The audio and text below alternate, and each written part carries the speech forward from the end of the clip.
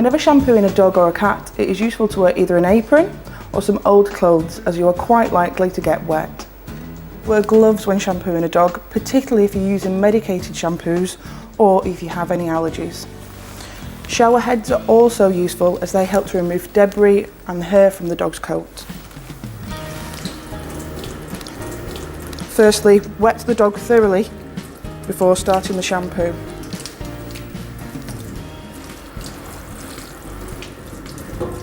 Ensure the temperature of the water isn't too hot or too cold, or this may distress the dog.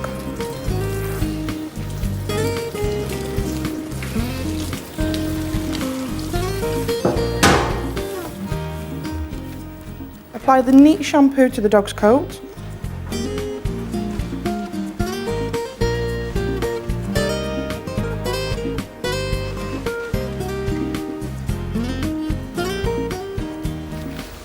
And ensure you use enough shampoo to produce a good lather.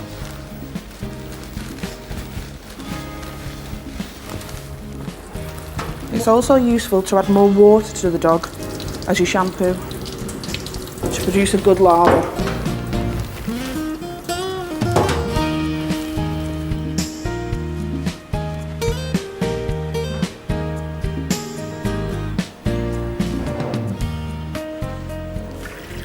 If the shampoo requires a contact time, this should be started once all the shampoo has been applied.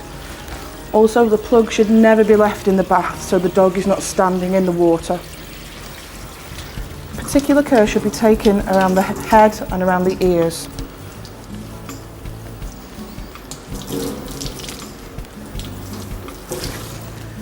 If required, a sponge or some damp cotton wool can be used around the head area, as is often less stressful for the dog.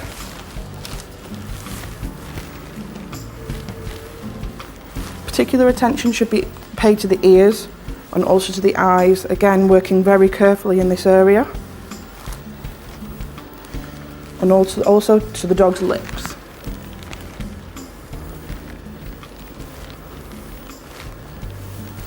If your dog is particularly sensitive, small pieces of cotton wool can be gently inserted into the dog's ears. Just gently place that in, not pushing it down too far. And this prevents water getting to the dog's ear canal. You should apply the neat shampoo to the cotton wool. And then this is used to apply the shampoo to the dog.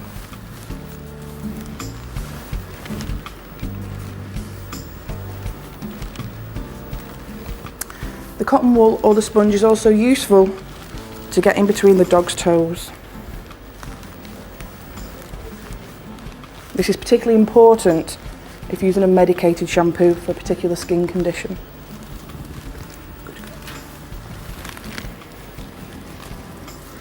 Care should also be made to ensure under the tail is thoroughly shampooed, and you should also ensure that this area is rinsed well. It's also useful during this time to make sure there is a comfortable environmental temperature for the dog, because she'll be more uncomfortable if she gets too cold.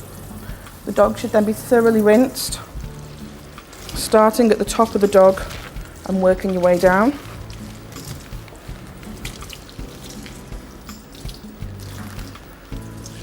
It's important that you do not let the animal lick itself while the shampoo is applied. It's important to ensure that shampoo is rinsed from hard to reach areas such as the groin and inside the armpits.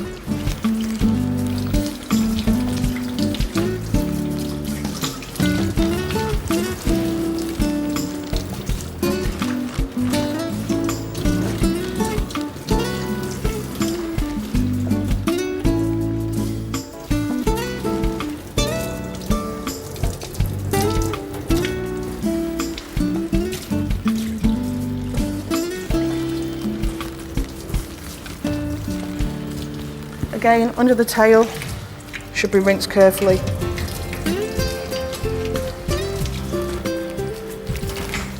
And also in between the toes.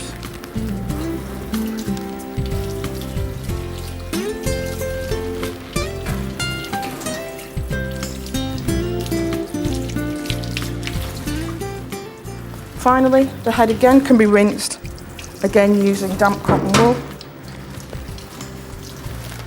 And again, ensuring all shampoo is removed.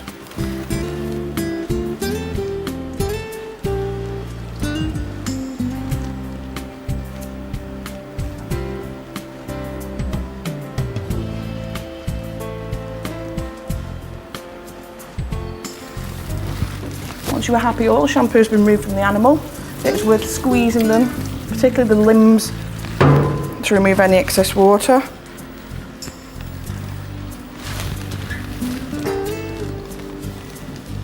And also the tail.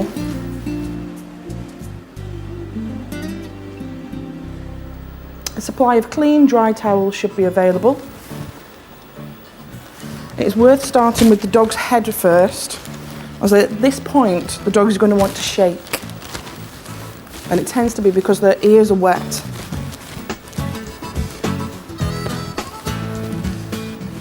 Hair dryers should never be used to dry dogs, as they're not only distressing, but also if they become too hot, this can be irritating to the dog's skin, making it want to itch and scratch.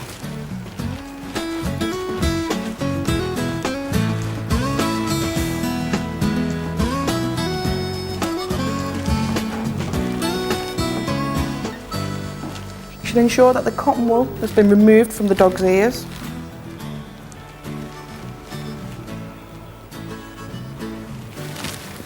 And finally, once the dog has been towel dried, it should be placed on a lead and removed from the bath and allowed to shake.